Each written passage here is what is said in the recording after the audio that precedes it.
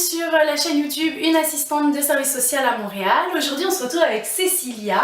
Je l'ai invitée parce que Cécilia elle est immigrée avec toute sa famille. Dans ton immigration familiale, on va inclure aussi ton animal de compagnie. Carrément. C'est un chat, un chien? C'est un chat qui en plus, elle va dans sa 17e année, donc c'est un vieux chat. Ah oui. Et elle fait partie de la famille, donc on part, alors ça va, c'est exagéré, mais on part tous ensemble en famille, ou pas. Ouais. Donc ouais, elle a fait le trajet avec nous, elle a pris l'avion, on a dû trouver un logement pour qu'on puisse l'accueillir aussi, et aujourd'hui elle est là. Tout va bien.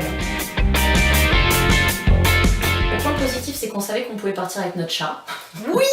C'est ça, pas de quarantaine, rien du tout. Il lui fallait un passeport par contre?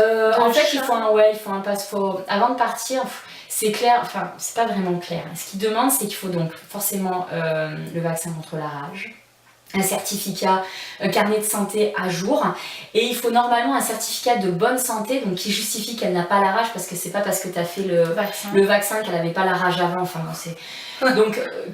une semaine, il y en a qui disent quelques jours, il y en a qui disent une semaine. Moi j'avais fait en sorte que ce soit dans la semaine, qui te permettent effectivement de montrer à l'aéroport, parce qu'en fait ils vérifient pas à ton arrivée, c'est vraiment à ton départ. J'ai l'impression que c'est la compagnie aérienne qui est un petit peu référente de ça, parce que c'est vraiment en France où ils ont tout regardé, ils ont scanné la caisse, ils ont fait tout le nécessaire.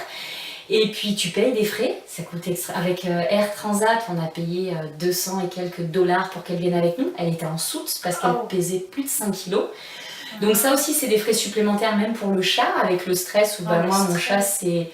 On est 5. Elle est vieille là, comme elle est vieille, donc on a fait en sorte qu'elle soit un peu sédatée parce que c'est un chat qui est extrêmement anxieux. J'avais peur de ne pas la retrouver à l'arrivée, enfin ça a été vraiment une épopée, je pense pour elle comme pour nous. Donc ça s'est goupillé qu'on est arrivé, on a récupéré notre chat qui était dans un piteux état mais qui était vivante. Voilà, elle a pas mal morflé pendant l'avion, mais ça je pense que c'est son âge et son anxiété, on a réussi à la récupérer.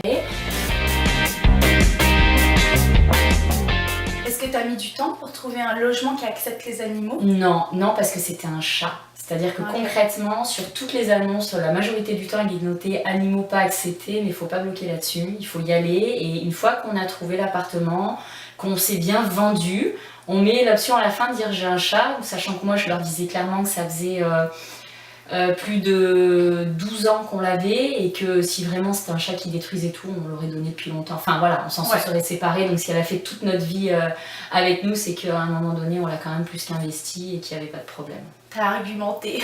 C'est ça, non, exactement.